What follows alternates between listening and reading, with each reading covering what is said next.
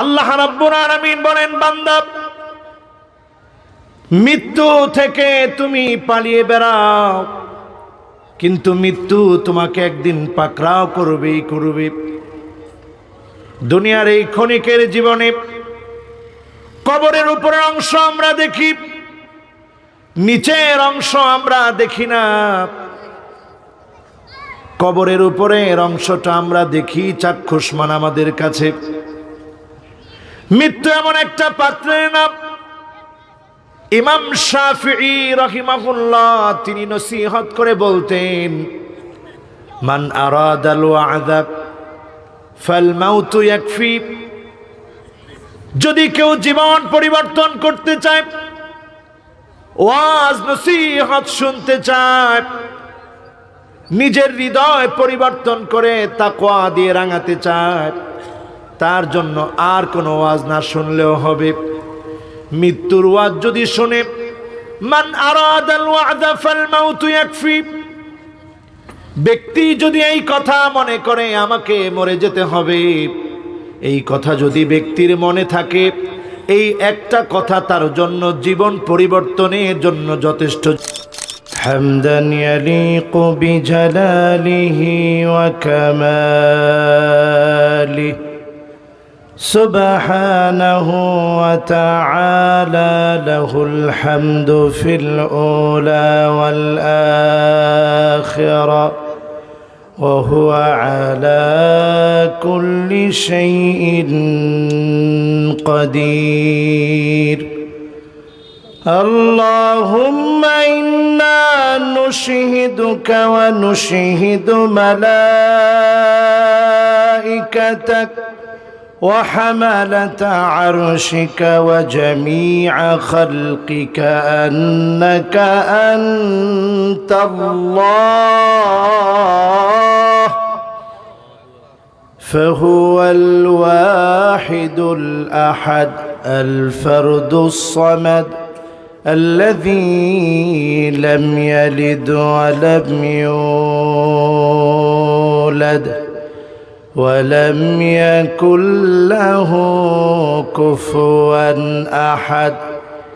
ونشهد أن سيدنا وسندنا وحبيبنا وحبيب ربنا وطبيبنا وطبيب قلوبنا محمد محبت نی پڑی اللهم صل على محمد وعلى آل محمد كما صليت على إبراهيم وعلى آل إبراهيم إنك حميد مجيد. اللهم بارك على محمد وعلى آل محمد كما باركت على إبراهيم وعلى آل إبراهيم إنك حميد مجيد. সকলে পড়ি আউযু বিল্লাহি মিনাশ শাইতানির রাজীম। বিসমিল্লাহির রহমানির রহিম। قل إن الموت الذي تفرون منه فإنه ملاقيكم ثم تردون إلى عالم الغيب والشهادة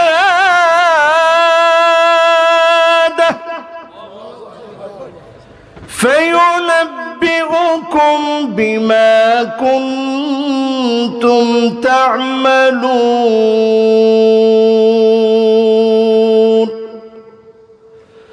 صدق الله العظيم وصدق رسوله النبي الكريم ونحن على ذلك من الشاهدين والشاكرين والحمد لله رب العالمين. وقال تعالى في شان حبيبه مخبرا وآمرا إن الله وملائكته يصلون على النبي يا أيها الذين آمنوا صلوا عليه وسلموا تسليما اللهم صل على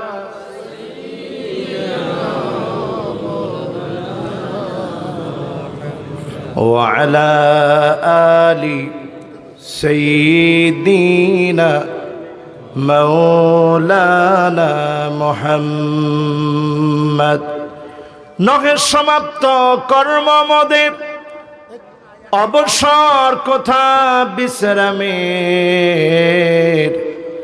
উজ্জ্বল হয়ে ফোটেনি আজ সুবিমল জ্যোতি তৌহিদের আল্লাহুম্মা সাল্লি আলা سيدنا مولانا محمد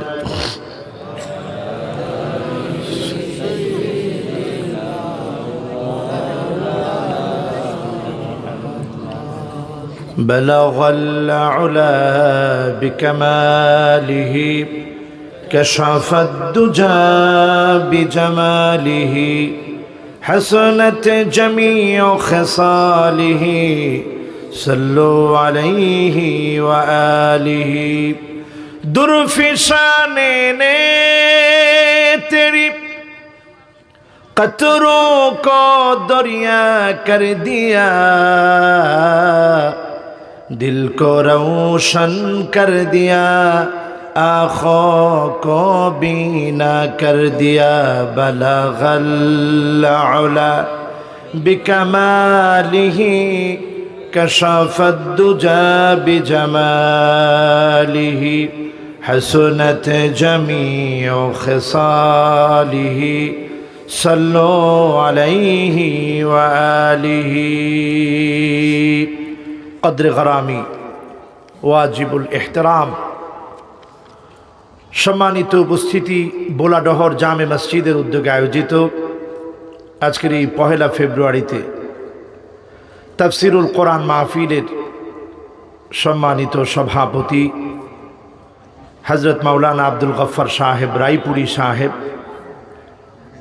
সম্মানিত সভাপতি মহোদয়কে আল্লাহ পাক হায়াতে তয়্যিবার সাথে কবুল করুক, পড়ি আমিন। আমাকে আপনারা রেখেছেন আজকের মাহফিলের প্রধান অতিথি, সময় দিয়েছেন মাগরিবের পর থেকে আমার ভাইরা দিনের কথা শোনার জন্য উপস্থিত হয়েছেন। আসুন শুরুতেই সমস্ত আওয়াজগুলো বন্ধ করে দিয়ে মহিয়ান গরিয়ান রাজাদিরাজ সমস্ত ক্ষমতার মালিক আল্লাহ সুবহানাহু ওয়া তাআলার আলী শান দরবারে শুকরিয়া আদান একবার পড়ে নিচ্ছি কালিমাতুশ শুকর আলহামদুলিল্লাহ। দরুদ ও সালাম পড়ছি সৈয়দুল মুরসালিন খাতামুন নবীন ইমামুল মুরসালিন ওয়ান নবীন আফতাবুন নবুওয়াহ শাহেনশাহ দু জাহা আকায়ে নামদার তাজদার মদিনা মুহাম্মদ সাল্লাল্লাহু আলাইহি ওয়াসাল্লামের উপরে আল্লাহ পাক যেন আমাদের দরুদ সালামকে কবুল করে, পড়ি আমিন। সকলে একটু পড়ি তো মুহাম্মাদুর রাসূলুল্লাহ সাল্লাল্লাহু আলাইহি ওয়াসাল্লাম। আমি লক্ষ্য করছি সিলেটের আজকে প্রথম মাহফিল। আমি সিলেটিদেরকে খুব ভালোবাসি। এই ডেটটাও খুব রিকোয়েস্টের পরেই নেওয়া। আপনার টাইমও উল্লেখ করেছেন যথাযথ, উপস্থিতি যতটুকু হয়েছে আলহামদুলিল্লাহ। জোরে একটা তাকবীর হবে, লিল্লাহে তাকবীর, লিল্লাহে তাকবীর, লিল্লাহে তাকবীর। কার নামে তাকবীর দিলেন? আসুন সকলে আমরা পড়ি, আউযু বিল্লাহি মিনাশ শাইতানির রাজীম, বিসমিল্লাহির রহমানির রহিম। قل إن الموت الذي تفرون منه فإنه ملاقيكم ثم تردون إلى عالم الغيب والشهادة فينبئكم بما كنتم تعملون। পড়েন সাদাকাল্লাহুল আযীম। যে আয়াতে কারিমা তেলাওয়াত করেছি সূরা জুমআ থেকে, আল্লাহ পাক কথা বলেছেন মৃত্যু সম্পর্কে। আল্লাহ রাব্বুল আলামিন বলেন, বান্দা মৃত্যু থেকে তুমি পালিয়ে বেড়াও, কিন্তু মৃত্যু তোমাকে একদিন পাকড়াও করবেই করবে। দুনিয়ার এই ক্ষণিকের জীবনে কবরের উপরের অংশ আমরা দেখি, নিচের অংশ আমরা দেখি না। কবরের উপরের অংশটা আমরা দেখি, চাক্ষুষ্মান আমাদের কাছে। মৃত্যু এমন একটা পাত্রের নাম। ইমাম শাফিঈ রাহিমাহুল্লাহ তিনি নসিহত করে বলতেন, মান আরাদাল ওয়া'দা ফাল মাউতু ইয়াকফি। যদি কেউ জীবন পরিবর্তন করতে চায়, ওয়াজ নসিহত শুনতে চায়, নিজের হৃদয় পরিবর্তন করে তাকওয়া দিয়ে রাঙাতে চায়, তার জন্য আর কোনো ওয়াজ না শুনলেও হবে। মৃত্যুর ওয়াজ যদি শুনে, মান আরাদাল ওয়া'দা ফাল মাউতু ইয়াকফি, ব্যক্তি যদি এই কথা মনে করে আমাকে মরে যেতে হবে, এই কথা যদি ব্যক্তির মনে থাকে, এই একটা কথা তার জন্য জীবন পরিবর্তনের জন্য যথেষ্ট। জোরে বলেন সুবহানাল্লাহ। সূরা বাকারা খুলে দেখেন আল্লাহ কেমন করে স্মরণ করিয়ে দিচ্ছে, كيف تكفرون بالله وكنتم أمواتا فأحياكم ثم يميتكم ثم يحييكم ثم إليه ترجعون।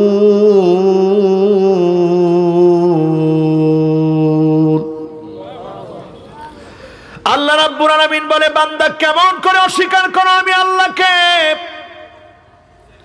তুমি ছিলা মৃত, সেখান থেকে আমি আল্লাহ তোমাকে জীবন দিলাম, তুমি জীবন পেয়ে গেলা। আবার এই জীবনের পরে সত্য, মহাসত্য, চিরসত্য, ধ্রুব সত্য, একদিন ধ্রুব সত্য তোমার সামনে উন্মোচিত হয়ে যাবে। তুমি মৃত্যুবরণ করবে, আল্লাহর সামনে দণ্ডায়মান হতে হবে। সেদিন ময়দানে মাহশারে তোমাকে একত্রিত হতে হবে, হিসাব দেওয়া লাগবে আল্লাহর সামনে দাঁড়িয়ে। মৃত্যুকে যদি আপনি বিশ্বাস করেন, মৃত্যুকে যদি আপনি জীবনে লালন করতে পারেন, মৃত্যুর কথা যদি আপনার স্মরণে থাকে, জীবন পরিবর্তনের জন্য আর সময় লাগবে না, আপনি পরিবর্তন হবেনই হবেন। একটু কল্পনা করে দেখেন, শৈশব চলে গেল হেলায় খেলায়, যৌবন চলে গেল অবহেলায়, জীবনের আর কতটুকুই বা বাকি আছে জীবনের এই সন্ধ্যাবেলা। সময়গুলা ফুরিয়ে যাচ্ছে, কেমন করে আল্লাহকে অস্বীকার করে আছেন, কেমন করে নামাজ না পড়ে থাকেন। আপনি আপনার নিজের জীবন নিয়ে যদি একটু কল্পনা করেন, আল্লাহ পাক কোরআন কারীমের ভিতরে আপনার জীবন দিয়ে যতগুলা উদাহরণ পেশ করেছেন, দৃষ্টান্ত দিয়েছেন, তোর মধ্য থেকে একটা হলো আল্লাহ পাক বান্দাদেরকে স্মরণ করায় দিচ্ছে, বান্দারা স্মরণ করে দেখো কি ছিলা তুমি, একটু কল্পনা করো কি ছিলা তুমি, তুমি তো ছিলা মৃত, সেখান থেকে আমি আল্লাহ তোমাকে জীবন দিলাম, জীবনের পরে আবার তোমার মৃত্যু হবে, এই মৃত্যুর পরে আবার তোমার আমার সামনে দাঁড়াতে হবে। বান্দা যদি একটু কল্পনা করে, বান্দা যদি একটু চিন্তা করে, মুহূর্তের ভিতরে তার মালিককে খুঁজে পাবে। ওয়ালা ইন সাআলতাহুম মান খালাকাহুম লা ইয়াকুলুন্না আল্লাহ।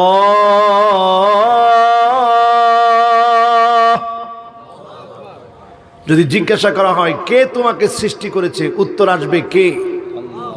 সবাই বলেন কে? মৃত্যুর আলোচনা শোনার জন্য মনটাকে নরম করা প্রয়োজন।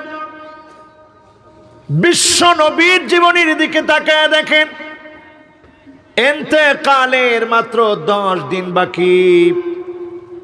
ইন্তেকালের যখন 10 দিন বাকি, আমার রাসূল চলে গেলেন উহুদ প্রান্তের দিকে। এই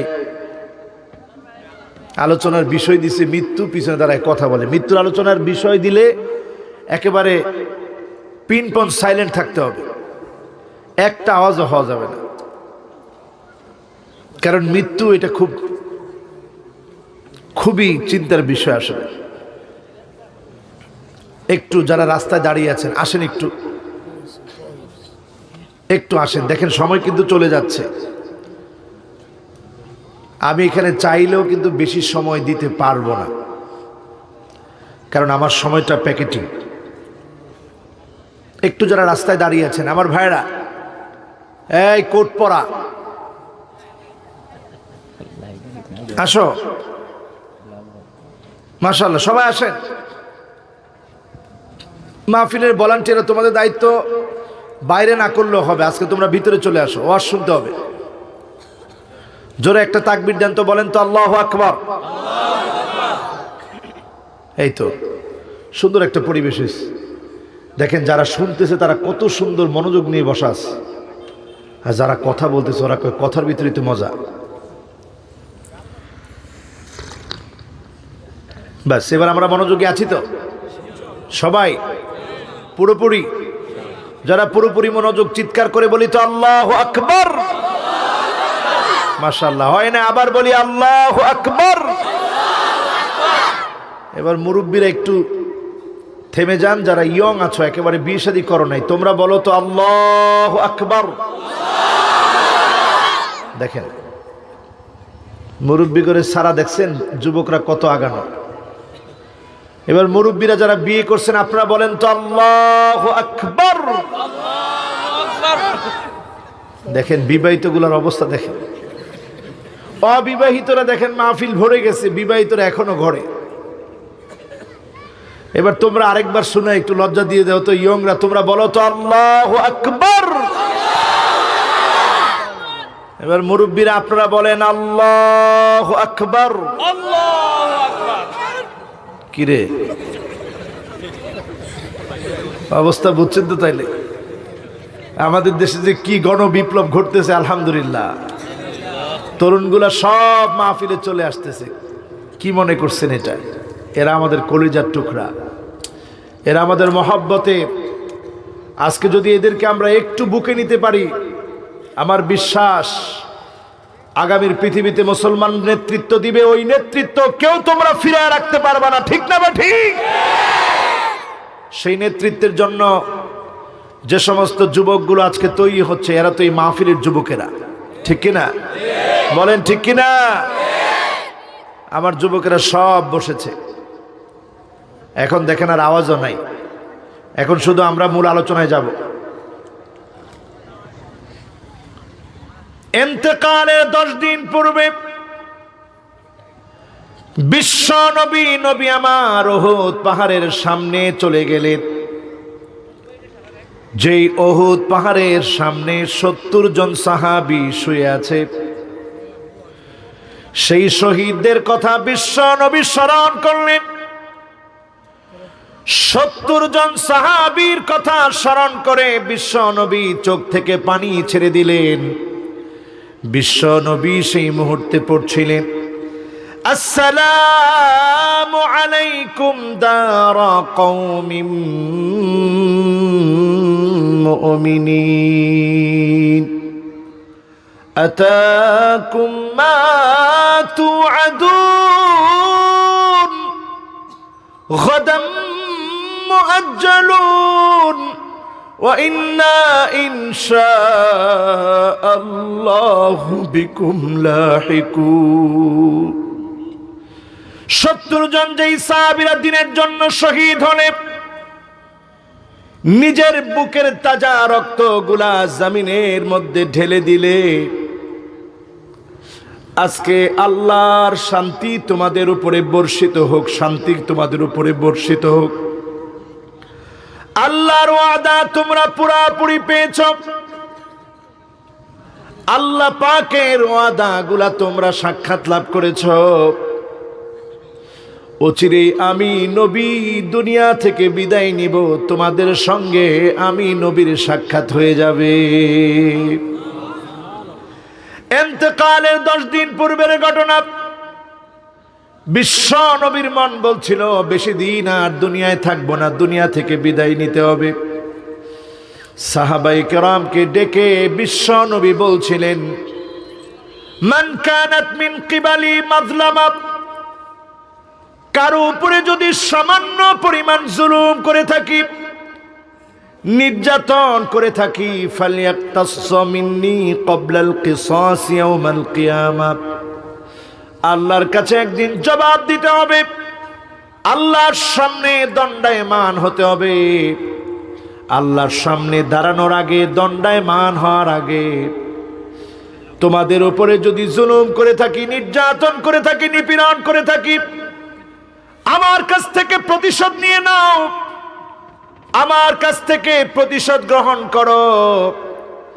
সাহাবায়ে কেরাম কান্নায় ভেঙে পড়লেন, ইয়া রাসূলুল্লাহ কেমন কথা, এটা তো এখন লাগানো যাবে না রে বাবা, তোমরা আগে আসবা। আচ্ছা দিয়ে দেন, এখন হকের অনেক গ্যাপ পড়ে, অনেক নষ্ট হয়। তো এখন একটু আমি আপনাদের কাছে চাই, ওয়াজ কিন্তু বেশি লম্বা লাগে না, অল্প সময়ে অনেক কথা বলা যায়। এজন্য এই যে বাকি সময়টুকুন আছে, ঠিক 7:30টায় আমি আমার আলোচনা শেষ করব ইনশাআল্লাহ। এই 7:30টা পর্যন্ত আপনারা কি একটু মেহেরবানি করে আমাকে সময়টুকুন দিতে পারবেন? সবাই দিব? কেউ কথা বলবো? ব্যাস, এখন আর একটা কথাও হবে না, সরাসরি কথা হবে কোরআন এবং হাদিস থেকে। বলেন ইনশাআল্লাহ।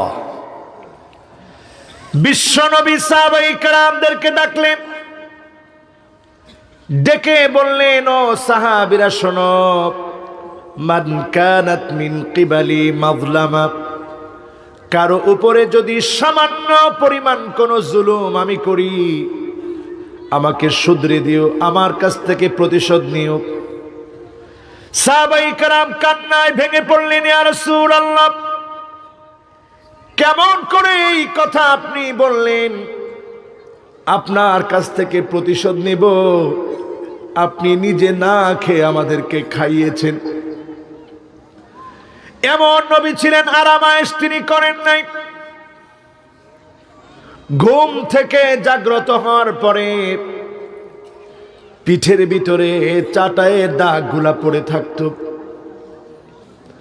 ওমর ফারুক রাদিয়াল্লাহু তাআলা আনহু তিনি একদিন নজর করে দেখে বিশ্ব নবীর মোবারক পিঠের ভিতরে চাটায়ের দাগগুলা পড়ে আছে। ওমর ফারুক রাদিয়াল্লাহু তাআলা আনহু বাচ্চা মানুষের মতো কান্না শুরু করলো।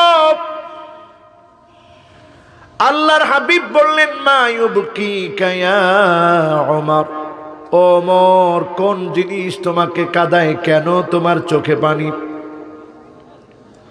ওমর বলতেছে, ইয়া রাসূলুল্লাহ সাল্লাল্লাহু আলাইহি ওয়াসাল্লাম, রোম পারস্যের সম্রাটদের কি এমন আছে যেই জিনিসটা আপনার নাই? আপনি তো রাহমাতুল লিল আলামিন, আপনি তো হাবিবুল্লাহ, ইব্রাহিম আলাইহিস সালাম খলিলুল্লাহ, আর আপনি হাবিবুল্লাহ।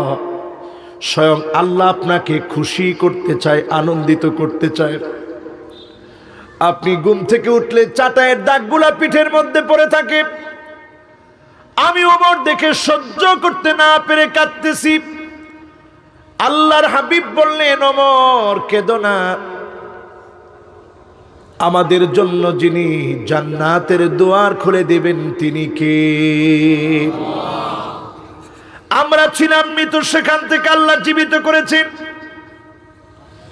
ওয়ালাকাদ খালাকনাল ইনসানা মিন সুলালাতিন মিন তিন সুম্মা জাআলনাহু নুতফাতান ফি ক্বরারিন মাকিন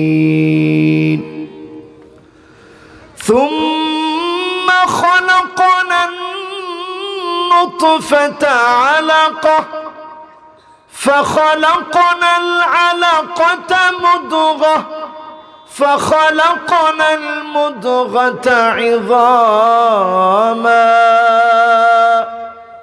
فكسونا العظام لحما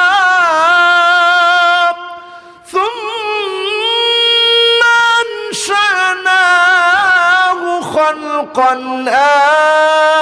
آخر فتبارك الله أحسن الخالقين।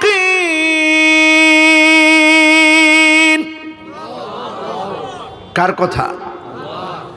আল্লাহ বলেন, বান্দা একটু কল্পনা করো, সামান্য একটু পানি থেকে তোমার সৃষ্টি শুরু হলো, এরপরে এটা জমাট বাঁধা রক্ত হলো একটা যোগের মতো। এই ভ্রূণটা লটকে ছিল মায়ের গর্ভে, খাদ্যের সন্ধানে মায়ের গর্ভে লটকে ছিল। সেখান থেকে আমি আল্লাহ পাক এটাকে মুদগা বানায় দিলাম। চুইংগাম চাবালে যেমন দাঁতের দাগ পড়ে যায়, দাগ দাগ রেখা হয়, এমন একটা গোশতের টুকরার ভিতরে রেখা রেখা হয়ে গিয়েছিল। কোনটা হাত, কোনটা পা, কোনটা চোখ, কোনটা দাঁত, কোনটা মুখ, কোনটাই বোঝা যায় না। মুখের অবয়বগুলা স্পষ্ট হয় না। সেই মুদগার ভিতরে আমি আল্লাহ রাব্বুল আলামিন সেখান থেকে হাড়গুলোকে বের করলাম। এখন বোঝা যায় এটা হাত, এটা পা। এর মধ্যে আমি আল্লাহ রাব্বুল আলামিন গোশতের পলে পেঁচিয়ে দিলাম। এখন সুন্দর বোঝা যায়। এক্সরে করলে তুমি দেখতে পারো তোমার বাচ্চাটা নড়াচড়া করে। সেখান থেকে আমি আল্লাহ রাব্বুল আলামিন তোমার জন্য খাদ্যের ব্যবস্থা করলাম। মায়ের মাসিকের রক্ত চলে গেল তোমার নাভি দিয়ে, তোমার জবান দিয়ে আমি যেতে দেই নাই, কারণ এই জবানটা আমি আল্লাহর কাছে বড় দামি। এই জবানটা দিয়ে উচ্চারণ হবে কার নাম? নাভি দিয়ে খাদ্যগুলো গেল। এখানেও ভাবার বিষয় হলো, এক নার থেকে আপনি খাদ্য গ্রহণ করতেন, এক নার যেদিন কেটে দেওয়া হলো, দুনিয়াতে যেদিন আপনি আসলেন এক নার কেটে দেওয়া হলো, মায়ের বুক থেকে আল্লাহ খাদ্য জারি করে দিলেন। এক যখন বন্ধ হয়ে গেল, মায়ের দুই বুক থেকে খাদ্য আল্লাহ চালু করে দিলেন। এইভাবে কদিন আপনি খাবেন? হামালাতুহু উম্মুহু ওয়াহনান আলা ওয়াহনিন ওয়া ফিসালুহু ফি আমাইন। এইভাবে খাদ্য খাবেন কয় বছর? 2 বছর। কয় বছর? 2 বছর যখন আপনি খাদ্য খেলেন, মায়ের বুকের দুধ যখন আপনার জন্য নিষিদ্ধ, আল্লাহ রাব্বুল আলামিন পৃথিবীর ভিতরে 4টা মাধ্যম থেকে খাদ্য দিয়ে দিলেন। হয় সেটা হবে আমিষ, না হয় হবে শর্করা, না হয় হবে ভিটামিন, না হয় হবে প্রোটিন। এই 4 মাধ্যম থেকে আল্লাহ রাব্বুল আলামিন আপনার আমার জন্য খাদ্য দিলেন। দুনিয়ার জীবনে যতদিন বেঁচে আছেন এই 4 মাধ্যম থেকে খাবেন। যেদিন ডাক্তার চলে আসবে, মালাকুল মাউত চলে আসবে, অন্ধকার কবরে চলে যাবেন, সেদিন থেকে 4 মাধ্যম বন্ধ হয়ে যাবে। আল্লাহ পাক একটা না 2টা না, যদি আল্লাহর গোলাম হয়ে কবরে যেতে পারেন, 8 জান্নাতের দরজা খুলে দিয়ে নিয়ামতের দরজা আল্লাহ খুলে দিবেন। সুবহানাল্লাহ। মানুষ 2 কারণে বলে না। এক কারণ হচ্ছে আশ্চর্য হয়ে গেছেন, সুবহানাল্লাহ বলতে ভুলে গেছেন। আরেকটা হচ্ছে মন চাচ্ছে না, এই জন্য সুবহানাল্লাহ বলতেছি না। এখন কোনটা বলেন? কোনটা? মন চাচ্ছে না? চাচ্ছে? তাহলে একটু আল্লাহর জন্য বলেন সুবহানাল্লাহ। আশ্চর্য হয়ে বলো ও মাই গড, সব হয়। তোমরা যখন বলো ও এমজি, সব হয়। তোমরা যখন আরে বাপরে বাপ, ইটা গিটা জীবনও তো দেখছি না, ইটা গিটা রে, এই যে ইটা গিটা বইলা সব হইল নি। কিন্তু যখন একবার সুবহানাল্লাহ বললা, সব আছে। তাহলে যুবকরা একটু জোরে সোরে আল্লাহকে শোনায় দাও তো, বলো তো সুবহানাল্লাহ। সবাই মিলে বলেন তো সুবহানাল্লাহ। চিন্তা করেন আমার ভাইয়েরা, বিশ্ব নবী মৃত্যুটাকে কেমন মনে করতেন। ইন্তেকালের আগে বিশ্ব নবী, নবী আমার ইন্তেকালের আগে অসুস্থ ছিলেন। এশার নামাজের সময়ে মাথা উঠাতে পারে না, তিনি বসলে আবার শুয়ে পড়েন। সেই মুহূর্তে সাহাবায়ে কেরাম চারপাশে দাঁড়িয়ে আছে। আল্লাহর হাবিব জ্ঞান ফিরলেই জিজ্ঞাসা করে, সাহাবীরা রে, হাল সাল্লাইতুম, নামাজ পড়েছো কি? সাহাবীরা বলে, নাহনু মুনতাযিরুন ইয়া রাসূলুল্লাহ, ওগো আল্লাহর নবী, অপেক্ষায় আছি, আপনি আসলে নামাজ পড়বো একসাথে। আল্লাহর নবী জ্ঞান ফিরে বললেন, যাও মুরু আবা বকর ফালিউসাল্লি, আমার আবু বকরকে গিয়ে বলো আবু বকর যেন নামাজ পড়ায় দেয়। আবু বকর যখন শুনলেন নামাজ পড়ায় দেওয়ার কথা, কান্নায় তিনি ভেঙে পড়লেন। তিনি বললেন, না না, আমি নামাজ পড়াবো না। ওমর, তুমি রাসূলুল্লাহর জায়গায় দাঁড়ায় নামাজ পড়ায় দাও। ভিতর থেকে আল্লাহর নবী বললেন, না, আবু বকরকে বলো, আবু বকর যেন আমি নবীর জায়গায় দাঁড়ায় নামাজ পড়ায় দেয়। সেদিনের নামাজের দৃশ্য দেখে, সেদিনের নামাজের দৃশ্য বিশ্ব নবীর জন্য এমন ছিল, বিশ্ব নবী আবু বকরের ইমামতি দেখে চোখের পানি ছেড়েছিলেন। আম্মা জান প্রশ্ন করলেন, ইয়া রাসূলুল্লাহ, কেন কাঁদছেন?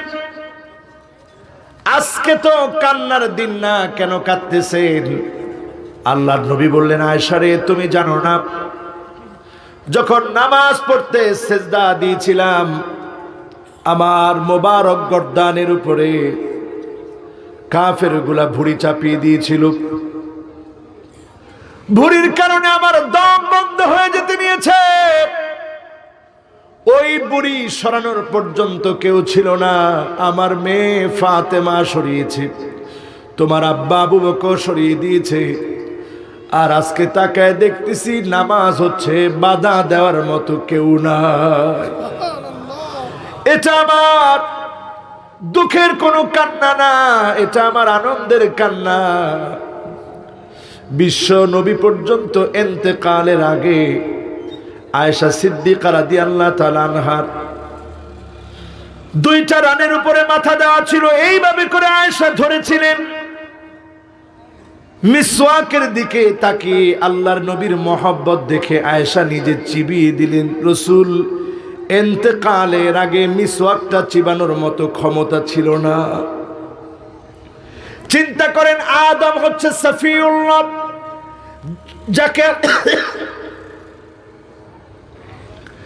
যাকে আল্লাহ নির্বাচিত করেছেন। ঈসা হচ্ছে রূহুল্লাহ, যাকে আল্লাহ রাব্বুল আলামিন শ্রেষ্ঠত্ব দিয়েছেন, সম্মানিত করেছেন। মুসা হচ্ছে কালিমুল্লাহ, যার সঙ্গে আল্লাহ কথা বলেছেন তুর পাহাড়ে। ইব্রাহিম হচ্ছে খলিলুল্লাহ। আর বিশ্ব নবী সাহাবীদেরকে বললেন ওয়া ইন্নী হাবিবুল্লাহ ওয়ালা ফখর। সব নবীদের এক একটা টাইটেল ছিল। ইব্রাহিম ছিল খলিলুল্লাহ, আল্লাহকে ইব্রাহিম খুশি করতে চেয়েছে। আর আমি হলাম হাবিবুল্লাহ, স্বয়ং আমার আল্লাহ আমি নবীকে খুশি করতে চেয়েছে। সেই নবী যেই তো দুনিয়া থেকে বিদায় নিতে হলো, ইন্তেকালের আগ মুহূর্তে বিশ্ব নবী বলেছেন আয়েশা রে, একটা পাত্রের ভিতরে একটু পানি দাও। বিশ্ব নবী ওই পাত্রের ভিতরে পানিটা দিয়ে চেহারাটা বারবার মুছতেছিলেন আর বলতেছিলেন ইন্না লিল মাউতি লাসাকারাত। মৃত্যুর ভিতরে আছে যন্ত্রণা, মৃত্যুর ভিতরে আছে যন্ত্রণা। কুল্লু নাফসিন যায়িকাতুল মাউত, প্রত্যেককেই মৃত্যুর স্বাদ গ্রহণ করতে হবে। আজকের রাতটা আপনার চলে যাওয়ার রাত হতে পারে, আজকের রাতটা বিদায়ের রাত হতে পারে। আপনি ঘুমিয়ে গেছেন, আপনি জানবেনও না এই রাতটা আপনার শেষ রাত হতে পারে। আন-নাওমু আখুল মাউত, মৃত্যুর ভাইয়ের নাম হলো ঘুম। অনেকের ঘুম এমন ঘুম হয়ে যায় 12টার সময় গিয়ে সকাল পার হলো, দুপুর হয়ে গেছে, মা গিয়ে ডাক দিয়েছে উঠরে বাবা। সারা শরীরটা নড়ে চড়ে উঠেছে, মা চিৎকার করে উঠেছে আমার সন্তান মনে হয় নাই। মায়ের সামনে থেকে সন্তান চলে যায়, সন্তানের চোখের সামনে থেকে মা চলে যায়। এই মহাসত্য, চিরসত্য, ধ্রুব সত্যের নাম হচ্ছে মৃত্যু। যেই মৃত্যু আমার আপনার চারপাশে ঘুরতেছে। আপনি যখন নেককার হবেন, আপনি যখন ইসলাম প্রতিষ্ঠার জন্য সংগ্রাম করবেন, আপনি যখন কোরআনের সৈনিক হবেন, মৃত্যুর আগে আপনি টের পাবেন যিনি আপনাকে ভালোবেসে ফেলেছে তিনি কে। যেমন বিশ্ব নবী ইন্তেকালের আগে টের পেয়েছেন, বিশ্ব নবী বুঝে ফেলেছেন আর দুনিয়ায় থাকবেন না। ফাতেমা রাদিয়াল্লাহু তাআলা আনহা যতবার বিশ্ব নবীর সঙ্গে দেখা হতো, আল্লাহর নবী সন্তান হিসেবে আদর করে দিতেন। ফাতেমাকে খুব বেশি আদর করতেন। কিন্তু ইন্তেকালের আগ মুহূর্তে যখন এসেছে, শরীরটা এত খারাপ, ফাতেমাকে আদর পর্যন্ত করতে পারতেছে না। কিন্তু বিশ্বনবী ডাকলেন, মা রে তোর কানটা দে। কানে কানে কি যেন এমন বললেন, সঙ্গে সঙ্গে ফাতেমার কান্না বন্ধ হয়ে গেল। আয়েশা সিদ্দিকা রাদিয়াল্লাহু তাআলা আনহা জিজ্ঞাসা করলেন, মা রে কি এমন বলল, তোমার কান্না থেমে গেল? ফাতেমা বললেন, আমার আব্বাজি বলেছে মা রে কেঁদো না। আমার পরে এই পরিবারের যে সর্বপ্রথম আমার সাক্ষাৎ লাভ করবে সে হচ্ছে তুমি। চিন্তা করেন আমার ভাইয়েরা, মৃত্যু কেমন সত্য। আজকে মৃত্যু আমাদের চারপাশে ঘুরছে কিন্তু আমরা বুঝি না। বোলাডহর বাজারে 10টা গুলি যদি ছোড়া হয়, ফাঁকা ফায়ার যদি করা হয়, তাকায় দেখবেন সবগুলা দোকানের শাটার বন্ধ হয়ে গেছে। কিসের ভয়? আরো আসতে সবাই বলেন, মৃত্যুর ভয়ে সবগুলা শাটার বন্ধ হয়ে যাবে পটাপট। সবগুলা শাটার বন্ধ হয়ে গেল মৃত্যুর ভয়ে। কিন্তু আপনি যে মৃত্যুকে ভয় পেলেন, সে মৃত্যু কি জিনিস আপনি বুঝেন নাই। আপনি যদি বুঝতেন তাহলে গুলির আওয়াজ শুনে যেমন বন্ধ করেছেন, এর চাইতে আগে যখন মুয়াজ্জিন আযান দিত 1 মুহূর্ত দেরি করতেন না, দৌড় মেরে আপনি মসজিদে চলে যেতেন। ঠিক বলেন না কেন? ঠিক কিনা? ঠিক যদি আপনি নাও বলেন, তারপরেও এই বিষয়টা ঠিক। এই জন্য আপনি মৃত্যুকে ঠিকই ভয় করলেন, গুলির আওয়াজ শুনে মৃত্যুকে ভয় করলেন, কারণ মৃত্যুর ঠিকানা আপনার জানা নাই, কোন সময় আসবে জানা নাই। যদি আপনি মৃত্যুকে সত্যিকার অর্থে আলিঙ্গন করার জন্য প্রস্তুত থাকতেন, তাহলে যখনই আজানের আওয়াজ শুনতেন, ওই গুলির আওয়াজ শুনে যেভাবে শাটার বন্ধ করেছেন, এর চাইতে দ্রুত বন্ধ করে মসজিদে চলে আসতেন। ঠিক কিনা? আম্মা জানরা সবাই বলতেন, বিশ্ব নবী যখন শুনতেন আল্লাহু আকবার, আল্লাহু আকবার, আযানটা যখন কানে আসতো, এমন ভাবে বিশ্ব নবী মসজিদের দিকে চলে যেতেন, কান্নাহু লা ইয়ারিফুনানা। আমরা তাকায় থেকে মনে হতো জীবনে কোনোদিন রাসূল আমাদেরকে চিনি না। এত আপন যেই রাসূল, আযানের আওয়াজ যখন শুনতো 1 মুহূর্ত দেরি করত না, তিনি মসজিদের দিকে চলে যেতেন। আমার বন্ধুরা যারা আজকের মাহফিলে আমার সামনে বসেছেন এই মাগরিবের পরে, আজকে আপনাদেরকে সামনে নিয়ে বলি, মৃত্যুটা যদি আপনার ভালো হয়, কবরের জীবনটা যিনি ভালো বানায় দিবে তিনি কে? তাকায় দেখেন, ইন্তেকালের আগেও বিশ্ব নবী আসসালা আসসালা আসসালা ওয়া মা মালাকাত আইমানুকুম, নামাজ নামাজ নামাজ বলেছেন, আর পরক্ষণেই বলেছেন তোমরা তোমাদের অধীনস্থদের সঙ্গে ভালো ব্যবহার করবে। আজকে তাকায় দেখেন, আপনি যখন দেশের প্রধানমন্ত্রী, জনগণ আপনার অধীনস্থ, আপনি যখন এমপি, আপনি যখন মন্ত্রী, আপনি যখন চেয়ারম্যান, আপনি যখন মেম্বার, আপনি যখন পরিবারের প্রধান, জনগণ আপনার অধীনস্থ। এই অধীনস্থদের সঙ্গে যদি আপনি খারাপ আচরণ করেন, বিশ্ব নবীর ইন্তেকালের আগ মুহূর্তের ওসিয়ত আপনি নষ্ট করলেন। ওসিয়ত আপনি নষ্ট করলেন, অমান্য করলেন, মানলেন না। বিশ্ব নবী 2টা দামি ওসিয়ত করে গেলেন ইন্তেকালের আগ মুহূর্তে। একটা হলো নামাজ, আর আরেকটা হলো তোমার অধীনস্থদের সঙ্গে ভালো ব্যবহার করবে। আজকে তাকায় দেখেন, আমরা এমন মুসলমান হলাম, নামাজের ধারধারি না, অধীনস্থদের সঙ্গে সুন্দরতম আচরণও করি না। ঠিক না বেঠি? যারা এখানে আসছেন, এই কথা কি আমাকে আজকে দিতে পারেন? হুজুর নামাজ পড়ব ইনশাল্লাহ থেকে আর একটু মজবুত ভাই বলতে পারবেন? আমি একটু তরুণদের দিকে তাকিয়েছি, তরুণেরা তোমরা বলতে পারবা? তাকায় দেখো আমার তরুণেরা, তাকায় দেখেন আমার মুরব্বীরা, আপনাদেরকে মহব্বত নিয়ে, ভালোবাসা নিয়ে বলছি। করোনা ভাইরাস যখন পৃথিবীতে এসেছে, করোনা ভাইরাসের আতঙ্কে এখন পৃথিবী আতঙ্কিত। ঠিক কিনা? যে হিজাব আল্লাহ ফরজ করেছেন, পর্দার বিধান দিয়েছেন আল্লাহ রাব্বুল আলামিন, এতদিন পর্দা না করলে কি হবে? এখন কিন্তু ঠিকই মাস্ক দিয়ে চেহারা ঢেকে তারপরে বাহিরে বের হয়। ঠিক না বেঠি? কিসের ভয়ে? কিসের ভয়ে? মৃত্যু। মৃত্যু কিসের ভয়? বর্তমান বিশেষজ্ঞরা বলছে এই করোনা ভাইরাস 13টা দেশে ছড়িয়ে গেছে, পার্শ্ববর্তী ভারতেও ছড়িয়ে গেছে। এখন সবাই যেন পর্দা নিশীন হয়ে গেছে। কিসের ভয়ে? আরো জোরে, জোর হলো না, মৃত্যু।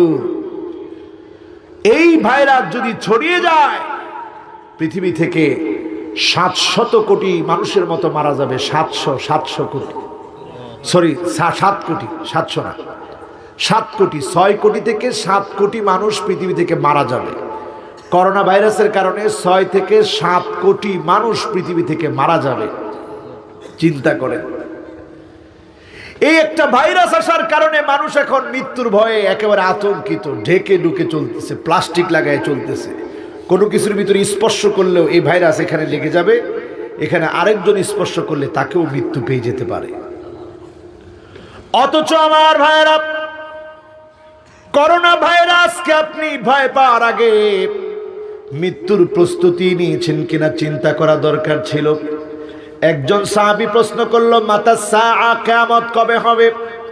আমাদের ভিতরে এখন এই কৌতূহল খুব। ইয়ংরা আসলে আমারে বলে, হুজুর ইমাম মাহাদি নিয়ে আলোচনা করেন। মাশাআল্লাহ, কে ঠিক কইছে দেখি? মাশাআল্লাহ, ইসলামের একজন বিপ্লবী সৈনিক বলছে ঠিক। যারা এখন নামাজ পড়ে আল্লাহকে ডাকে, তারা ঠিকই ইমাম মাহদী আলাইহিস সালামকে পেলে সৈনিক হবে, ঠিক কিনা? এবার সবাই কোন ঠিক কিনা? যারা নামাজ না পড়ে তারা ইমাম মাহদীর দলে যাবে? হ্যাঁ, তারা ইমাম মাহদীর দলে যাবে না। তারা অপেক্ষা করবে 6 বছর। ইমাম মাহদী আসছে 6 বছর, দেখি কি হয়। 6 বছর পরে আসবে দাজ্জাল, তারা ঠিকই গিয়ে দাজ্জালের দলে যোগ দিবে। এখন আর ঠিক কয় না। কেন দাজ্জালের দলে যোগ দিবে? কারণ আজকের দিনেও তাকায় দেখেন, ইসলামও চলছে, তাফসীর মাহফিলও চলছে, কোরআন প্রতিষ্ঠার সংগ্রামও চলছে, আবার বিপরীতে বিরোধিতাও চলছে, ঠিক কিনা? এর দ্বারা পরিষ্কার হয়ে যায় মুসলমান, আজকের পৃথিবীতে আপনার আচরণ যেমন, এই আচরণ দিয়ে চিন্তা করেন আপনি কার সৈনিক হবেন। ইমাম মাহদীকে পেলেন কি পেলেন না আল্লাহ জিজ্ঞাসা করবে না। ইসলাম জমিনে প্রতিষ্ঠা করতে পেরেছেন কি পারেন নাই জিজ্ঞাসা করা হবে না। তবে এই কথা জিজ্ঞাসা করা হবে, তোমার চেষ্টা ছিল কিনা। আস-সাইউ মিন্না ওয়াল ইতমামু মিনাল্লাহ, চেষ্টা আমার পক্ষ থেকে হবে। আমি যদি আমার হায়াতে না পাই, মৃত্যুবরণ করে ফেলি, আমার চেষ্টা ছিল, যেই মালিক চেষ্টার কারণে নাজাত দিয়ে দিবেন তিনি কে? এজন্য আমাদেরকে পরিবর্তন হওয়ার সময় এখন। আজকের করোনা ভাইরাসের 7 কোটি মানুষ যে হুমকির সম্মুখীন, এই হুমকি আমাদেরকে প্রমাণ করে দেয়, বিমা কাসাবাত আইদিন নাস। ও মানুষ, তোমরা হাত দিয়ে মৃত্যু কাছে টেনে এনেছো। আজকের পৃথিবীতে তাকায় দেখেন কি পরিমাণ জুলুম, নির্যাতন, নিপীড়ন চলছে। যেই চীনের ভিতরে আজকে করোনা ভাইরাস ছড়ায় গেছে, সেই চীনে আমার উইগুরের মুসলমানদেরকে তারা তিলে তিলে নিঃশেষ করে দিচ্ছে। তাকায় দেখেন সিরিয়ার দিকে, মুসলমান যেন মৃত্যুটা সাথে নিয়ে ঘুমাচ্ছে। ঘুমের মধ্যে বুম্পিং হচ্ছে, উঠে দেখে মা নাই, বাবা নাই, ছোট্ট শিশু বাচ্চা, যেটা এখন খেলনা পিস্তল নিয়ে খেলার কথা ছিল, সেই বাচ্চার হাতে এখন পিস্তল। সেই বাচ্চা, বুঝ বাচ্চার হাতে পিস্তল কিভাবে চালাতে হয় জানে না, কিন্তু তাকে দেখে তার মা নাই, তার বাপ নাই, দুনিয়া থেকে বিদায় নিয়ে চলে গেছে। তাকে দেখেন সোমালিয়ার দিকে, মুসলমানের পেট পিঠের সাথে লেগে গেছে। 100% মুসলমানের দেশ হচ্ছে সোমালিয়া। তাকে দেখেন ইয়ামানের দিকে, মুসলমানের পেট পিঠের সাথে লেগে গেছে। আজকের এই অবস্থা প্রমাণ করে আগামীর পৃথিবীতে মুসলমানের জন্য আরো কষ্ট আসতেছে। এই কষ্টের পরেই যিনি মুসলমানদেরকে বিজয় দান করবেন তিনি কে? এজন্য বিজয় নেওয়ার আগে আমাদের প্রস্তুতি, হুব্বুদ দুনিয়া, দুনিয়ার লোভ ছাড়তে হবে। 2 নম্বরে কারাহিয়াতুল মাউত, মৃত্যুকে ভয় করলে চলবে না। আল্লাহর জমিনে দিন কায়েমের জন্য প্রয়োজন পড়লে জীবন দিতে হবে। এই জীবন যারা বাজি রাখবে তাদেরকে দিয়ে যিনি জমিনে দিন কায়েম করে দিবেন তিনি কে? চিন্তা করেন, সাহাবী দাওয়াত দিতে গেছে, কাফের আঘাত করেছে, রক্ত জর্জর করে পড়তেছে, সাহাবী রক্তগুলো আইনা চেহারায় লাগাইতেছে আর বলতেছে ওয়াল্লাহি ফুস্তু ফুস্তু ইয়া রাব, ওয়াল্লাহি ফুস্তু ইয়া রাব, হে আল্লাহ সাক্ষী থাকো আমি বিজয়ী হয়ে গেলাম। সুবহানাল্লাহ। রক্ত ঝরতেছে, বিজয়ী হয়েছে কেমনে? বিজয়ী হয়েছে এইভাবে, মৃত্যুকে ভয় করে নাই, মৃত্যুকে পরোয়া করে নাই, মৃত্যুকে ভয় করে চলে নাই, বরং রক্তগুলা মেখে বলেছে আল্লাহ আমি বিজয়ী হয়ে গেলাম, আপনি সাক্ষী থাকেন। আজকের যেই মুসলমানরা আমার সামনে বসা আছেন, করোনা ভাইরাস যখন আমাদের হাতের সামনে, চারদিকে যখন আতঙ্ক পৃথিবীতে ছড়িয়ে যাচ্ছে, এই সময়ে নাফিরু মিন কদারিল্লাহি ইলা কদারিল্লাহ, আমরা মুসলমানরা তাকদীরে বিশ্বাস করি। যে অবস্থায় যখন যেখানে যেভাবে মৃত্যু আছে, আপনাকে ঠিক তখন সেখানে সেইভাবেই মৃত্যুবরণ করতে হবে, ঠিক কিনা? তবে বাঁচার জন্য এক নম্বরে লাগবে তাওয়াক্কুল। কার উপরে? বলেন কার উপরে? আর কিছু দোয়া রাসূল পড়তেন করোনা ভাইরাস থেকে বাঁচার জন্য, আমরাও পড়তে পারি। ইমাম সাহেব হুজুর বসা আছে, হুজুরের কাছ থেকে আপনারা শিখে নেবেন। দোয়াটা হচ্ছে আল্লাহুম্মা, সবাই পড়েন, সবাই পড়েন, আফিনি ফি বাদানি, আল্লাহুম্মা আফিনি ফি বাসরি, আল্লাহুম্মা আফিনি ফি বাসরি, লা ইলাহা ইল্লা আনতা।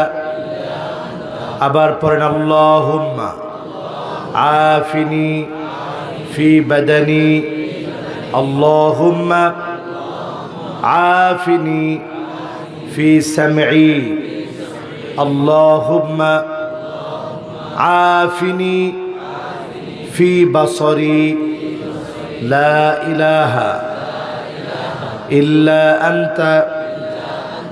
আবার পড়েন আল্লাহুম্মা আফিনি ফি বাদানি, আল্লাহুম্মা আফিনি ফি সামঈ, আল্লাহুম্মা আফিনি ফি বাসরি, লা ইলাহা ইল্লা আনতা। এটা পড়বেন ইনশাআল্লাহ। সকাল ফজরের নামাজ পড়ে 3 বার, মাগরিবের নামাজ পড়ে 3 বার, আর বেশি বেশি লা হাওলা ওয়ালা কুওয়াতা ইল্লা বিল্লাহ পড়বেন। এটা সমস্ত রোগের জন্য শেফা, সব বিপদের জন্য শেফা, ইল্লাল মাউত, শুধু মৃত্যু ছাড়া। জোরে করে আল্লাহু আকবার। আল মাউতু কাসুন কুল্লু নাসিন শারিবুন, আল কবরু বাইতুন কুল্লু নাসিন দাখিলুন। মৌত এমন একটা পাত্রের নাম, যে পাত্র থেকে সবাইকে পান করতে হয়। আর কবর এমন একটা ঘর, যেই ঘরে সবাইকে ঘুমাতে হয়। আমি মরে যাব, আপনি মরে যাবেন, এই চেয়ার শূন্য থাকবে না, এ ময়দান শূন্য থাকবে না। আমরা চলে যাব, স্মৃতি হয়ে যাব, স্মৃতির পাতায় একদিন আমাদের নাম উঠে যাবে। মরণ থেকে পালাও তুমি, মরণ তোমায় লইবে ঘিরি। যদিও সুদূর আকাশ পানে লুকাও হেথায় লাগিয়ে সিঁড়ি। এ মহারোগের ঔষধ নাই, চিকিৎসা নাই ধরাতে। কাদিয়া কাতর হইলে কি হবে, পারিবে না তারে ফিরাতে। যেহেতু আমরা মরে যাব, দুনিয়ায় থাকবো না, মরে যাওয়ার আগে 5টা কাজকে আপন বানায় নেন। আজকের মাহফিল থেকে ফিরার পথে 5টা কাজকে আপন বানায় নেন। 1 নাম্বার কাজ হচ্ছে হুব্বুন নাস, মানুষের ভালোবাসা পাওয়ার চেষ্টা করেন। সমাজের ভিতরে এমন কিছু মানুষ আছে দেখবেন, মানুষ তাদেরকে ঘৃণা করে, ডান দিক দিয়ে হাঁটলে বাঁ দিকে চলে যায়। আপনি বুঝবেন আপনি আল্লাহর কাছেও কঠিন কালেও প্রিয় হতে পারেন নাই, ঠিক না বেঠি? যখন আপনাকে আল্লাহ ভালোবাসবে, জিবরিলকে আল্লাহ ডাক দিয়ে বলবে, নাদা জিবরিল ইন্নী উহিব্বু ফুলানান ফাহিব্বুহু। ও জিবরিল রে, আমার এই বান্দাকে বড় বেশি আমার ভালো লেগে গেছে। জিবরিল রে, আর দেরি করো না, আমার এই বান্দাটাকে তুমিও বড় বেশি ভালোবেসে ফেলো। সুবহানাল্লাহর আওয়াজ কেন হলো না? সুবহানাল্লাহ একটু মন থেকে মাহফিলে বলবেন, সব সময় বলবেন। আশ্চর্য হলে সুবহানাল্লাহ বলবেন। কেন বলবেন? এই জন্য বলবেন, মান ক্বালা সুবহানাল্লাহ, আল্লাহর যে গোলাম একবার সুবহানাল্লাহ বলে, তামলাউ মা বাইনাস সামাই ওয়াল আরদ, জমিন থেকে আকাশ যত দূরে, সুদূর আকাশ থেকে জমিন যত দূরে, মাঝখানে বিরাট খালি জায়গা, শূন্য জায়গা, ফাঁকা জায়গা, সওয়াব দিয়ে পূর্ণ করে বান্দার খালি আমলনামাকে আল্লাহ ভারী বানায় দিবে। এবার সুবহানাল্লাহ আসতে না জোরে? আরেকবার বলেন সুবহানাল্লাহ। এজন্য 1 নাম্বার ডিউটি আমাদের দুনিয়ার জীবনে মানুষকে আপন বানান।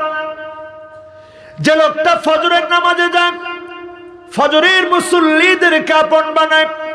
জোহরে গেলেন, আসরে গেলেন, মাগরিবে গেলেন, এশায় গেলেন, আল্লাহর প্রিয় বান্দাগুলো আপনার আপন হলো। আপনি যখন বাজারে যাচ্ছেন, সেখানেও যখন আপনি নামাজীদের সঙ্গে দেখা হবে, এই লোকগুলো আপনার আপন হলো। আপনি যখন জানাজার নামাজে যাবেন, এখানেও গিয়ে দেখবেন কিছু মুমিন আপনার আপন হবে। এজন্য মানুষগুলাকে আপন বানানোর চেষ্টা করেন। এই ডিউটি যখন আপনি নেবেন, আল্লাহ আপনাকে ভালোবেসে ফেলবে, জিবরিল ভালোবাসবে, ফেরেশতারা ভালোবাসবে। প্রত্যেকটা ফেরেশতা এই কথা কানে কানে পৌঁছে দেবে, ও মুমিনরা, তোমরা প্রত্যেকে আল্লাহর এই গোলামটাকে ভালোবাসো, কারণ এই গোলামটাকে যিনি ভালোবেসে ফেলেছেন তিনি কে? সুতরাং মুফাসসিরের প্রতি আমাদের হৃদয়ের যেই ভালোবাসা, মুফাসসিরের জন্য আমাদের হৃদয়ের যেই দোয়া, মুফাসসিরের জন্য আমাদের চোখের পানি, আমাদের কান্না প্রমাণ করে, এই ভালোবাসা দুনিয়ার জমিন থেকে আসে নাই। এই ভালোবাসা আল্লাহর আরশে আজিম থেকে এসেছে। যেটা আল্লাহর আরশে আজিম থেকে এসেছে, দুনিয়ার কোনো কিছু করে সেটা কমানো যাবে না।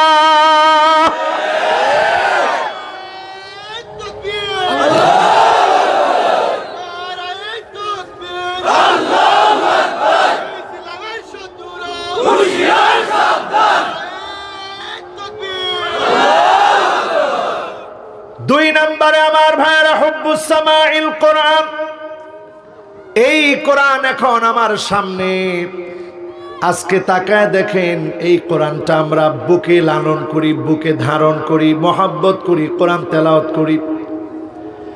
এই কোরআন দিয়ে যদি আমার পার্লামেন্ট আইন চালু করা হতো, এই কোরআন দিয়ে যদি রাষ্ট্রটাকে আমি চালাতে পারতাম, আমরা যদি রাষ্ট্রটাকে দেখতাম কোরআন দিয়ে চলছে, যিনি এই রাষ্ট্রের রন্ধ্রে রন্ধ্রে নিয়ামত দিয়ে ভরে দিতেন তিনি কে?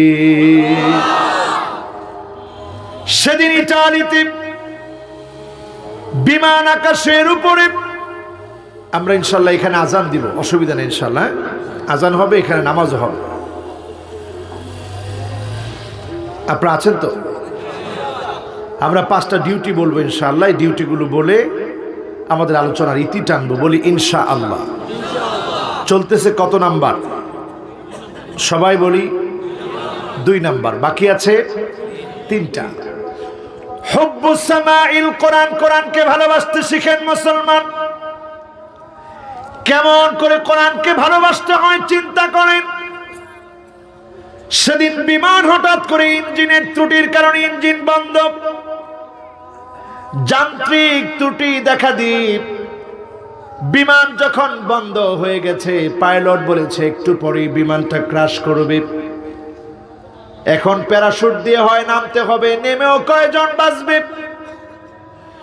দুর্ঘটনার কবলে বিমান। পাইলট সান্ত্বনা দেওয়ার চেষ্টা করছে, সেই মুহূর্তে পাইলট দেখে সবাই কাঁদতেছে। একজনের দিকে নজর করে দেখে একজন ব্যক্তি সেই মুহূর্তেও অবিচল আস্থা নিয়ে আছে, গুনগুন গুনগুন করে কি যেন তেলাওয়াত করতেছে। পাইলট বলতেছে, ভাইরে কি পড়তেছ? সবার চোখে মুখে ভয়, তুমি কি তেলাওয়াত করছো? পাইলট বলতেছে, আর কোনো কিছু নয়, আমার মহান মালিকের আল কোরআন আল কারীম আমি তেলাওয়াত করছি। আমার মন বলছে আজকের এই বিপদের মুহূর্তে যিনি একমাত্র সাহায্য করবে তিনি কে? পাইলট কনফিডেন্স দেখে অবাক হয়ে গেল, বলল, যেটা তুমি পড়ছো কি নাম? মুসলিম উত্তর দিল, আল কোরআন আল কারীম আমি তেলাওয়াত করছি, যেটা আমার মালিকের গ্রন্থ। আমার মন বলছে আজকে আমার মালিক নিঃসন্দেহে আমাদেরকে সাহায্য করবে। পাইলট এবার গিয়ে যখন নতুন করে ইঞ্জিন স্টার্ট দেওয়ার চেষ্টা করেছে, অলৌকিকভাবে আমার মালিক ইঞ্জিনটাকে স্টার্ট করিয়ে দিয়েছে। আকাশের ভিতরে পাইলটের মনের বৈপ্লবিক পরিবর্তন হলো।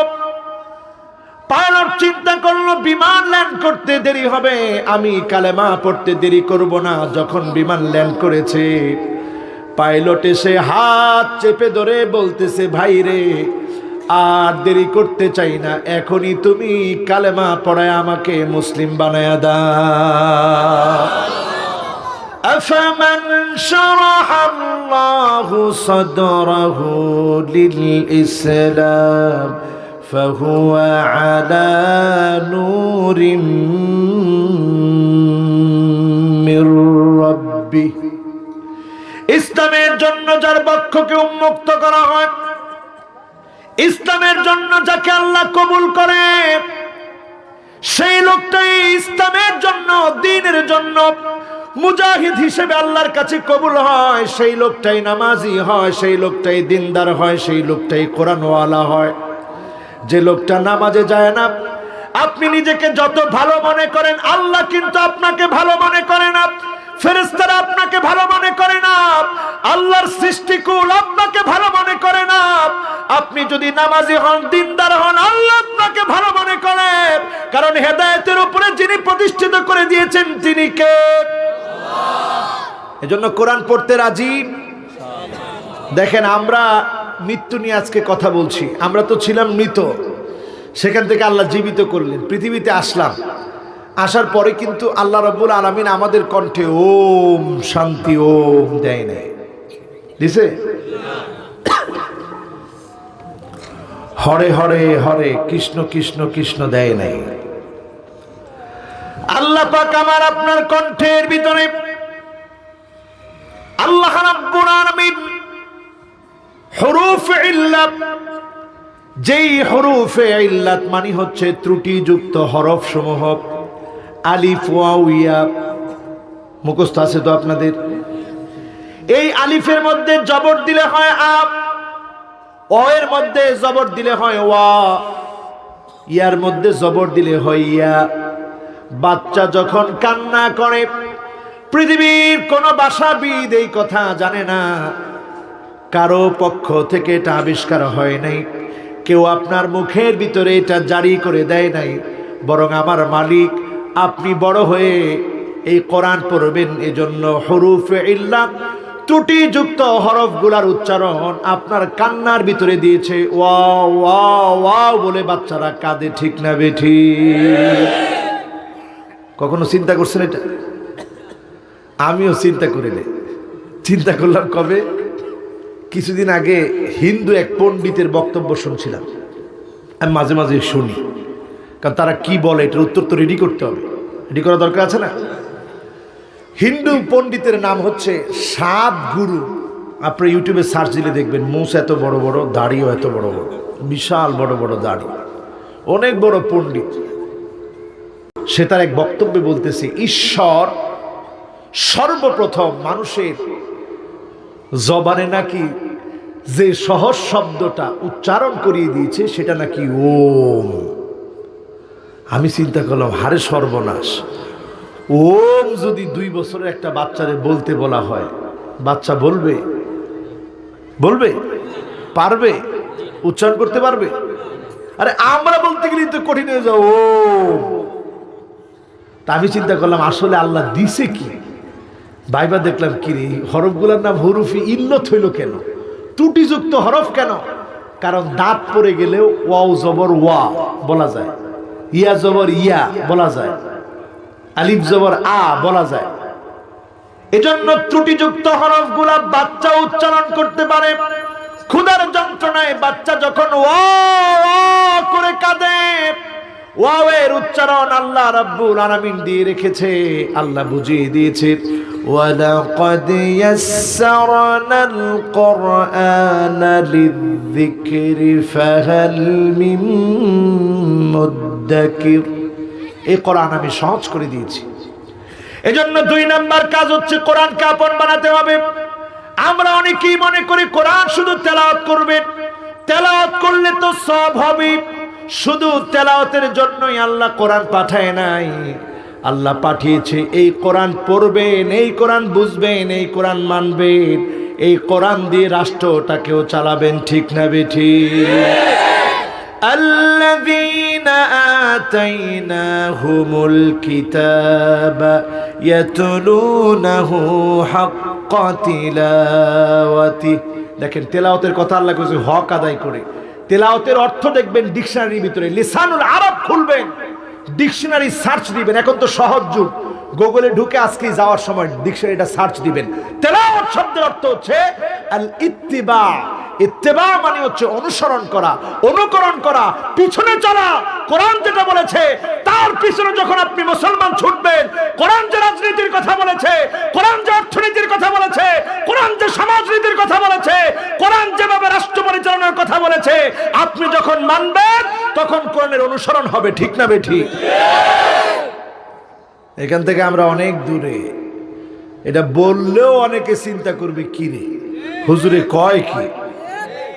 ঠিক কইছে, 3-4 জন। আর বাকিরা চিন্তা করতেছে যেমনে আছি হেমনি ভালো। হ্যাঁ ঠিক কি সবার কাছে? আরো জোরে বলেন, সবার কাছে। এরপরে আমার ভাইরা 3 নাম্বার দায়িত্ব নেন আজকের মাহফিল থেকে, তাকাব্বুলুন নুসহি ওয়াল আমালি বিসুন্নতি রাসূলিহি সাল্লাল্লাহু আলাইহি ওয়াসাল্লাম।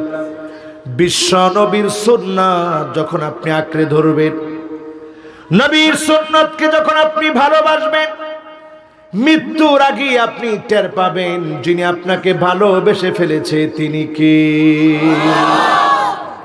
একটু দেখেন সুন্নত মানলে কত ভালো লাগে। আমার পাশে আমার যে ভাই এসে বসেছে মহব্বতের, দেখেন দেখলে ভালো লাগতেছে না? কেন ভালো লাগতেছে? উনার চেয়ে অনেক বড় বড় লোক এই এলাকায় আসে না? তো উনাকে আসার সাথে সাথে ইমাম সাহেব চেয়ারটা ছেড়ে দিল কেন? এই মহব্বত কেন আসলো? এই মহব্বত এই জন্য আসে কারণ মহব্বত দুনিয়া থেকে তৈরি হয় না, মহব্বত আসে আল্লাহর আরশে আজিম থেকে।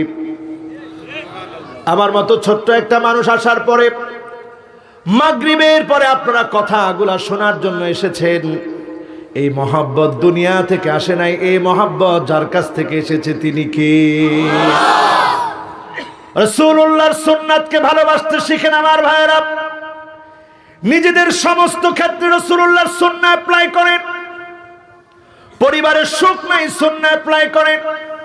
আমার এক মুসল্লি এসে বলতেছে, হুজুর বউয়ের সাথে খালি ঝগড়া লাগে, কিছু একটা আছে বলে দিলে ঝগড়া কমবে।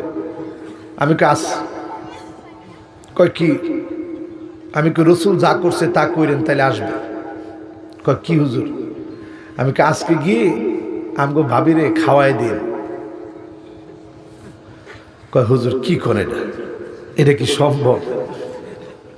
কে সম্ভব না? কে যৌথ ফ্যামিলি একসাথে থাকি, এটা কেমনে হুজুর? আমি কই না, এটা ছাড়া কোনো ঔষধ নাই। একটা ওষুধ আছে, গিয়ে কইরা দেখেন। এখন লোকটা অবাক হয়েছে, চিন্তা করছে খতিব সাহেবরা আর কি বলবো। পরের জুমায় আসছে, আমি বললাম কি কাজ হয়েছে? কয় না হুজুর, এটা কি সম্ভব হুজুর, আপনি অন্য কিছু থাকলে কর। আমি কই না, অন্য আর কোনো সিস্টেম নেই, সিস্টেম একটাই। হুজুর হে আমার ছোট, আমি এর সাথে হুজুর এটা কেমন না হুজুর, আব্বা আম্মা সবাই আছে, এটা শরমের ব্যাপার। আমি করতে যখন ঝগড়া করেন ওই শরম নাকি বিচ্ছালা, সেই শরম তো তাই কই। হুজুর বাচ্চা কাচ্চার সামনে হুজুর কেমনে খাওয়াই দেব? আমি করতে ঝগড়া করার সময় শরম কই যায়? তাই তো হুজুর ঠিকই কইছেন, ঝগড়া করার সময় শরম যায় কই। আজকে যাই হোক হুজুর খাওয়াই দেব। ঠিকই বাসায় গিয়ে ওই দিন আল্লাহর বান্দায় চিন্তা করছে খাওয়াই দিবে। বউরে কইছে যে খতিব সাহেব হুজুর কইছে ঝগড়া শেষ করার জন্য তোমারে খাওয়াই দিতে, আজকে সবার সামনে খাওয়াই দেবো। বউ কই না না, জিন্দিগিতে আর কোনোদিন ঝগড়া করবো না, খাওয়া খাওয়ার দরকার নাই, জিন্দিগিতে ঝগড়া করবো না। পরের জুমায় আমার আমি বলতেছি কি হয়েছে? কয় হুজুর খালি শুরু করছিলাম, এর মধ্যে কাজ হয়ে গেছে। আমি দেখছেন সুন্নতের কি বরকত। বিশ্ব নবী একসঙ্গে খাইতেন, জামআন আও শাতাতান, পৃথক পৃথক খেতে বসতেন, আবার একসঙ্গে খাইতেন। আবার পৃথক পৃথক খেতে বসে আয়েশার কাছ থেকে খানা নিয়ে বিশ্বনবী খাওয়া শুরু করতেন। সুবহানাল্লাহ। আর আমরা বউরে কই, এই বাদ বাইরে দে, খেততে আইছি, খিদা লাগছে, খানি খাইতাম। এটা কিটা তো খানি খাইতা, তাই নিয়ে খান না। মহাব্বত যিনি বাড়াই দিবে তিনি কে? আয়েশা সিদ্দিকা রাদিয়াল্লাহু তাআলা আনহা পানি পান করে যখন রাখতেন, রসুল এটা আবার উঠাতেন। ঠিক যেখানে ঠোঁট লাগিয়ে আয়েশা সিদ্দিকা রাদিয়াল্লাহু তাআলা আনহা পান করেছেন, সেখানে রাসূলুল্লাহ ঠোঁট লাগিয়ে পান করতেন। সুবহানাল্লাহ। রাত্রিকালীন সময়ে তিনি সফরে বের হতেন। দুইটা উট ছিল আমার রসুলের, একটা উটের নাম ছিল কাসওয়া, আর একটা উটের নাম ছিল আদবা। বলেন কি নাম? একটু বলেন তো এই নামটা কি? ইয়ংরা তোমরা বলো তো দেখি। একটা নাম কসওয়া, কি নাম? কসওয়া। আরেকটার নাম আদবা। দুইটা একটু মুখস্থ করো। বসেন হুজুর, বসেন। ও ইমাম সাহেব হুজুর একটা চেয়ার লাগলে দেন, আমার খুব মহব্বতের। আমাদের চেয়ে ওনাদের দাম অনেক বেশি, আপনারা বুঝেন না। এটা মুয়াজ্জিনের দাম কত, ওনাদের ঘাড়গুলো আল্লাহ পাক কিয়ামতের দিন বড় বানায় দেবে। সুবহানাল্লাহ। একটা ইমাম বিশ্বনবীর কাছে কত দামি ছিলেন, মাশাআল্লাহ। হুজুরের চেয়ারে বসালে আমার কলিজা ভরছে। একজন ইমামের আগে যদি কেউ মাথা উঠায়, বিশ্বনবী বলতেছে যে আমা ইয়াখশাল্লাযী ইয়ারফা রাসাহু ক্বাবলা আল ইমাম আইয়ুহাউযিল আল্লাহু রাসাহু রাসাল হিমার। আমার ভয় লাগে ইমামের আগে যারা মাতবাড়ি করে মাথা উঠায়, মাথা উঠানোর আগেই না জানি আল্লাহ চেহারা পরিবর্তন করে গাধার চেহারা বানায় দেয়। তো ইমামের দাম কম না বেশি? বলেন কম না বেশি? অনেক দামি। ইমামদেরকে সম্মান করবেন, মুয়াজ্জিনকে সম্মান করবেন, আলেমদেরকে সম্মান করবেন, ইজ্জত দিবেন। যিনি ইজ্জত বাড়ায় দিবে তিনি কে? শেষ কথায় আসি। বলছিলাম রাসূল করিম সাল্লাল্লাহু আলাইহি সাল্লাম দুইটা উটের ভিতরে স্ত্রীদেরকে নিয়ে রাত্রে বের হতেন টচ করে, কারণ সব স্ত্রীদেরকে তো নেওয়া যাবে না, উট মাত্র দুইটা। দুই উটের ভিতরে বসিয়ে রাসূল যখন যেতেন, ফিরে আসার সময় উহুদ পাহাড়টার দিকে তাকিয়ে রাসূল বলতেন, আয়েশা, হাফসা, মাইমুনা, জায়নাব, তাকায় দেখো, সফিয়া, সৌদা, তাকায় দেখো, উম্মে হাবিবা, জুয়াইরিয়া, তাকায় দেখো। এই যে আজকে পাহাড়টা দেখতেছো না, উহুদ পাহাড়টা, জাবালুন ইউহিব্বুনা ওয়া নুহিব্বুহু, এই পাহাড়টা আমাদেরকে ভালোবাসে, আর আমি নবী আমরাও এই পাহাড়টাকে ভালোবাসি। তো সবাই অবাক হয়ে তাকায় থাকতো। বেশি বেশি দেখো, কারণ এই উহুদ পাহাড়টাকে আল্লাহ পাক জান্নাতের ভিতরে নিয়ে সাজায় রাখবে। জোরে কর সুবহানাল্লাহ। আমরা যেমন শোকেসের ভিতরে শোপিস সাজায় রাখি না, ছোট ছোট কত কিছু, ওই যে মালয়েশিয়ার বিশাল টাওয়ার ছোট্ট বানায়া শোকেসের ভিতরে দিয়ে রাখছে। আল্লাহর জান্নাতের ভিতরে আল্লাহ জান্নাতটারে সাজাবেন। 7 কিলোমিটার লম্বা উহুদ পাহাড়টাকে আল্লাহর জান্নাতের ভিতরে আল্লাহ সাজায় রাখবেন। জোরে কোন সুবহানাল্লাহ। এজন্য বিশ্বনবীর সুন্নাহগুলো আঁকড়ে ধরেন। পরিবারের সুখ নাই, পারিবারিক সুখ আল্লাহ দিবে। সন্তান কথা শুনে না, সন্তান কথা শুনবে। আপনার মেয়ে কথা শুনে না, মেয়ে কথা শুনবে। স্ত্রী কথা শুনে না, কথা শুনবে। আপনি নিজে দায়ী, নিজে নষ্ট করেছেন স্ত্রীকে। আপনি স্ত্রীকে মহব্বত করেন নাই। বিশ্বনবী যেভাবে মহব্বত করতেন, এত ব্যস্ত হওয়ার পরেও বিশ্বনবী ঘরের মধ্যে যেতেন, গিয়ে বলতেন হাতি সিকিন, তোমার ছুরিটা দাও। বিশ্বনবী তরকারিগুলা কেটে আয়েশাকে যখন দিয়ে দিতেন, আয়েশা তাকায় দেখে অবাক হয়ে যেতেন।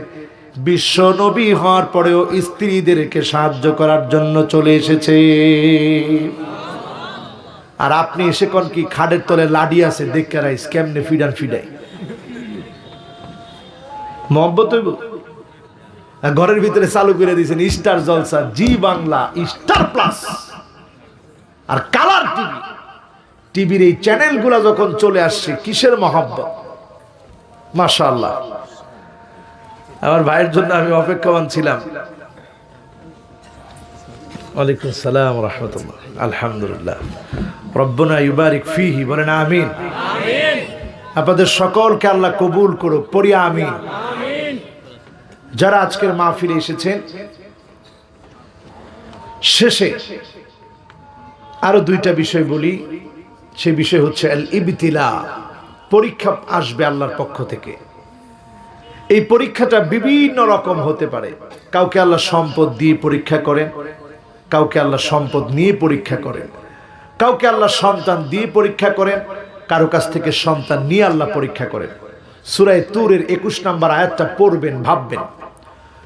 والذين آمنوا واتبعتهم ذريتهم بإيمان ألحقنا بهم ذريتهم وما ألتناهم من عملهم من شيء كل امرئ بما كسب رهين। আল্লাহ পাক বলছেন, সেদিন জান্নাতের দরজার ভিতরে বাপ কাঁদবে হাউমাউ করে। সন্তানের মায়ায় সেদিন বাপ কাঁদবে, মেয়ের মায়ায় বাপ কাঁদবে। আল্লাহ বলবে, মা ইউবকি, ও গোলাম, আজকে কোন জিনিস তোকে কাঁদায়? তোকে তো জান্নাত দিলাম, কেন কাঁদতেছিস?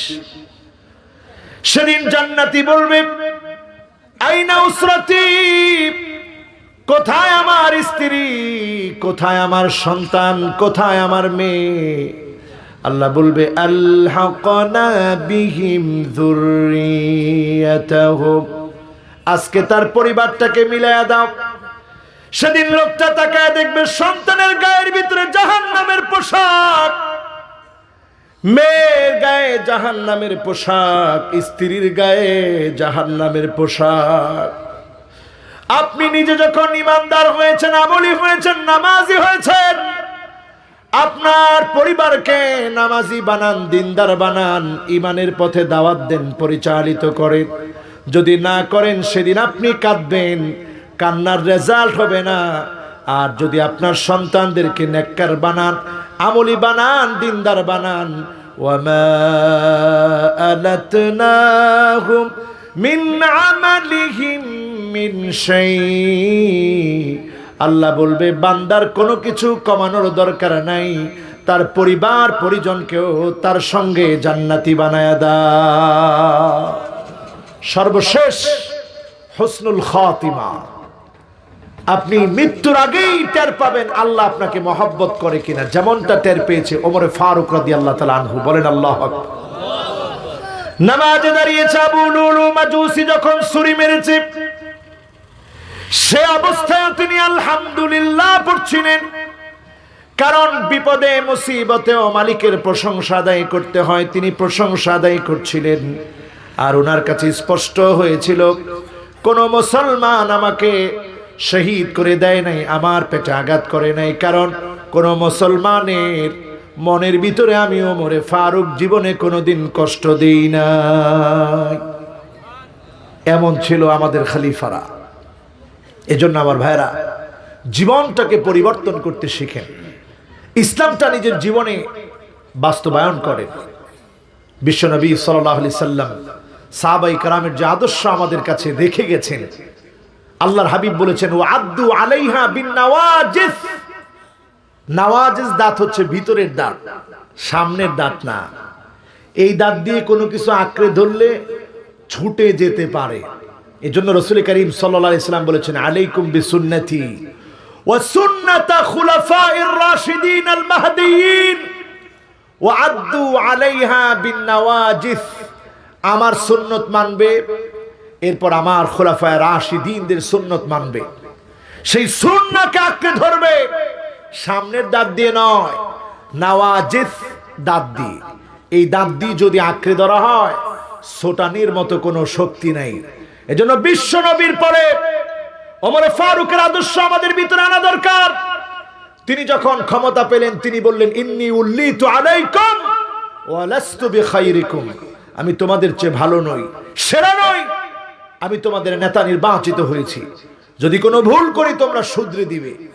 চিন্তা করেন কেমন খলিফা আমাদের খলিফারা ছিল।